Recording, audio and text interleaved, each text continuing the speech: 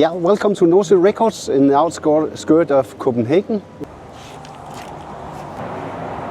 Yeah, welcome to the factory, some of the factory. It's this room where we do the pressing, we do the packing. We also have events, live concerts, release concerts, private party, company parties. So this is in this room is all this happening. The magic for the machines. We have two pressing machines and we have an extruder in the middle. The extruder is the one who make the vinyl cake. It starts with granule here. Now it's blue, but if it was a black record, it would be black granulate we put in here. It's in this one. And in this one we have some heating areas. There's 3 heating areas, and press it out, and then come out a cake. We can try to make one, and it takes about 20 seconds for making one cake. So this is a vinyl cake, and as you can see, it's soft and it's quite hot, about 150 degrees. So I don't keep it in my hands too long. So this will get into the pressing machine. We're going to make a splatter vinyl. This is the cake.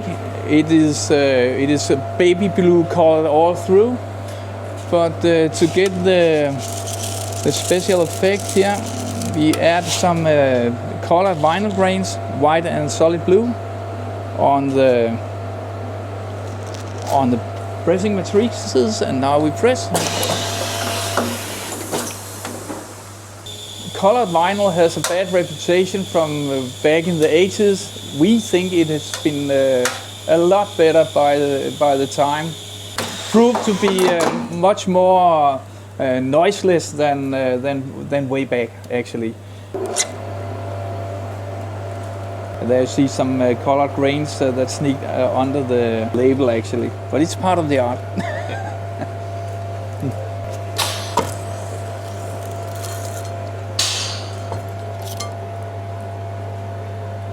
Here you go. Splatter vinyl. So how does it all start? It begins with we receive music file and artwork files from the artists, and how to get the music files down to a physical media I'll try to explain for you. First of all, we cut a master, so-called master. This is done on a machine that looks a lot like a big turntable, but instead of following a groove that is made in advance, it will make the groove actually. And for the master is a metal plate. This is stainless steel, covered with a soft material, in this case copper. It could be aluminum plate here, covered with lacquer, acetate as they call it. It's lacquers or acetates is still the most used media for making masters. This is the latest technology invented in the 80s. Back to how this is done. Instead of following a groove that is already there, it will make the groove. And the cutting machine consists of a turning plate, not a pickup, but a cutter head made of 2 small loudspeakers. Their diaphragms are connected in 2 metal rods, and where they meet, there's the cutting diamond. And the music will be played in the 2 loudspeakers. It's a right and left signal. The vibrations from the diaphragms of the loudspeakers will go down to the cutting diamond that is set to cut the groove into this surface, this copper surface. And it will take as long to make the master as it takes to play the actual music. What we get from it, it's actually record made of metal. It's able to be played on a turntable. It sounds very nice actually, but it's not made for that. And to proceed copying of records, we have to cover it in a layer of nickel. If we put warm vinyl over this one, turn it around, the groove would go upward, and the needle at home wouldn't be able to follow a upward groove. So The next step will be to cover this master with a layer of nickel. It's done galvanic. You lower this master in a bath where there is substance that can carry metal ions, I think it's called. In this case, nickel. And when you add current to it, the nickel atoms will go from the nickel, cover the surface totally. And when it comes out of the galvanic bath, it will look like this. Here you go. And where did the music go? Well, it's beneath the metal layer here. The operator of the galvanic bath is able to pull this off like a big sticker. And now this layer of nickel has been down in all the grooves, and after this the groove will go upwards here. When you pour warm vinyl over this and turn it around, you have a groove that goes downwards. And this is you could call it a one-step solution. You can do this with the lacquers or the acetate as well. But when you pull this off a lacquer or acetate, it will break the master. This will not break. It will withstand at around 7 or 10 of these pulling of these layers here. So this is the way to proceed. We can use this directly. If make a scratch on it, we can put a new layer on the master, pull it off, and then we are up and running again. If it was acetate, we will have to cut a new master if we did that. The next step with this raw stamper is to form it for our machineries. The center will be centered again. The centering of this hole here is quite important. If it's not done properly, put the stylus into the groove, you will have the stylus going sideways like this. And sometimes you're able to hear it actually. The thing is, the centering of this hole is absolutely 100%. But when you pull this metal layer off, you see the center is roughly shaped, and you don't know where actually the center of this hole is. So this raw stamper here will be put on a rotating plate, and the operator will put a microscope on the last groove in here that doesn't go slowly this way, but it is locked into this, and it is placed on this rotating plate, so the operator is able to push it a little bit. And when the operator doesn't see any movement of this groove when it's turning around, the center is found, the rotation will be stopped, and the lever will be pulled, and a new center hole will be stamped. But now we got a formed stamper, and it will fit into our machine. You see, we got a stamper for side A and a stamper for side B. Here we go. And here we go. The next thing is pressing the record. Okay. And the stampers are installed on what we call molds. It is actually a combination of a heating and a cooling plate. A large lump of steel with it is hollow, so we are able to add first of all steam to get the temperatures up at around 180 degrees Celsius. We pre-warm it before we close the mold, and we still warm it when we press, and we hold the mold closed while we are cooling the record, so we are able to handle it when we have to take it out. We have to add labels on the records. Add this information of what is going on in the grooves. Artists prefer without labels actually. It's not a problem. We can do it as well. A little nerdy thing about labels as well. If you look closely at the center here, not at the actual center, but at the rim here, there's a little groove going under the label, and that is to fix the label so it won't break when we press. A little nerdy detail.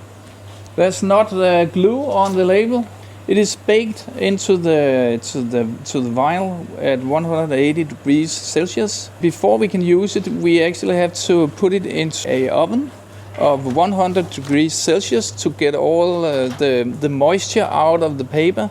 If we didn't do that, there was a great risk that label would bubble, since the humidity of the label would like to get out during the pressing. Here we have 180 grams records are we pressing by the moment, and that will take a cake of around 210-220 grams. When I press the button here, the mold will close. 180 degrees Celsius warm steam will be injected into the molds to preheat the stampers. Preheating, the mold is not closed yet. It takes around, I think it's around 16-17 seconds to preheat. Now we press with around, I think it's around 70-80 tons. And now we cool, think to be able to handle the record when it comes out of the mold. Here we go. And there's a little bit of excess vinyl. It's very important that we have this, because if we didn't, we wouldn't be sure that the outer groove would be efficient, and there's a great risk of hush sound will be audible in the outer grooves and even into the start of the first track. I think it's called swoosh by in the factory is swoosh. Here I had the newly pressed record.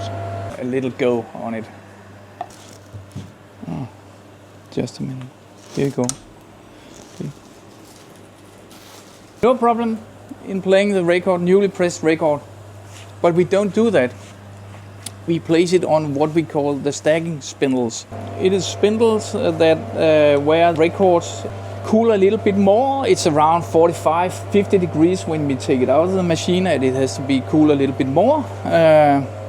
We place it here, and we place around 5 on top of each other. Furthermore,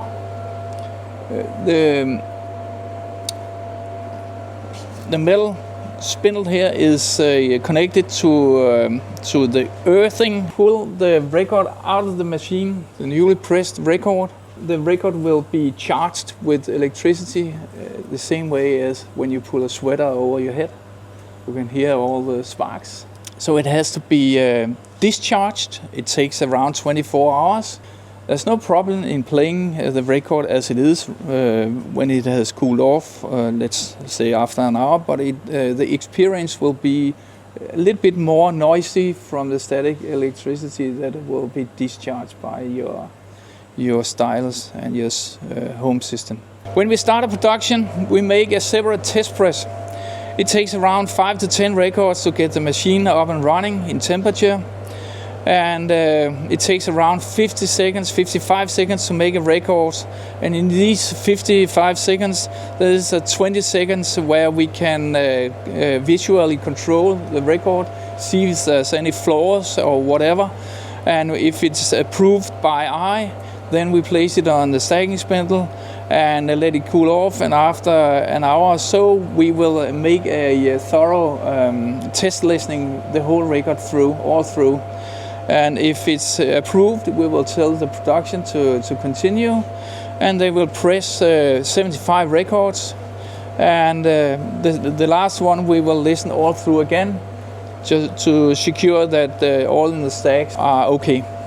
And we will do that by every stack we made. So some of the huge, big productions, we know about every single note. We know the music. Yeah, the pressing machines are actually copies of the old pressing machines, fine built from Los Angeles way back in the 50s.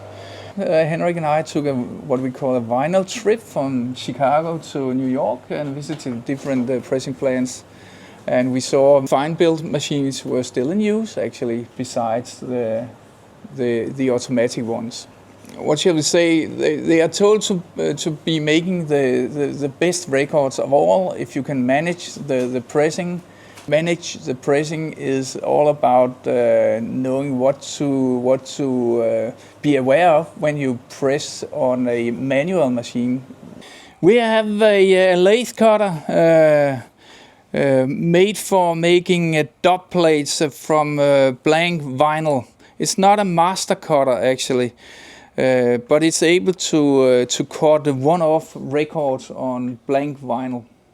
Just for making a test of how is it on vinyl. It is not a professional machine, but it will give you a hint on how is your music on vinyl. How is it done? Well, we play the music on this good old machine, and we play simply the music down in this system here, where it is first of all prepared for vinyl. That is the anti-rear that will be putting down the bass, turning up the trebles.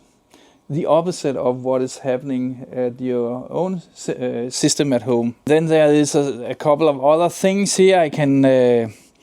I can adjust the amount of stereo actually. If there's too much stereo and out of phase things and so on, I can narrow the stereo image a bit, so the cutter will have an easier life, so to speak.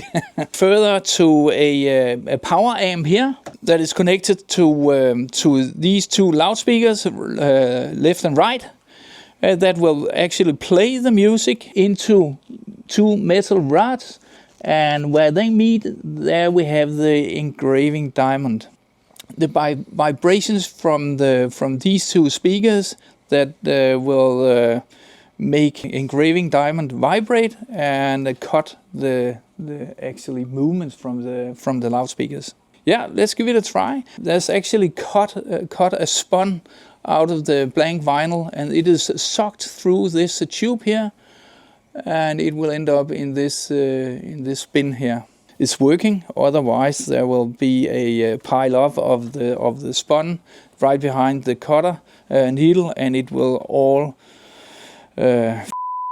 All right, let's see what we can do. Here we go. First of all, I will lower the cutting head. Let's see. First of all, I have to check the speed. Then I start the music.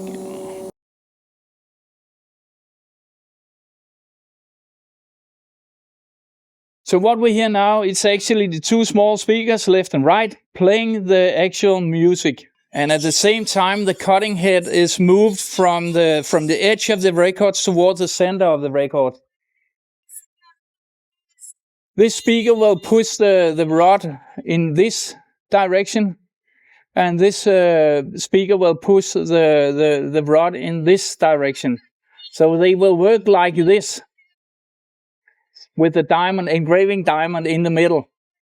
And it will be turned into one groove. Two movements will be turned into one groove. This is to make it possible to play back stereo from one needle.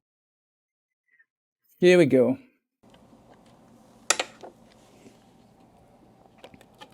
If there's any sound on it. Here we go. You can hear a little cutting noise. This is a little humming noise.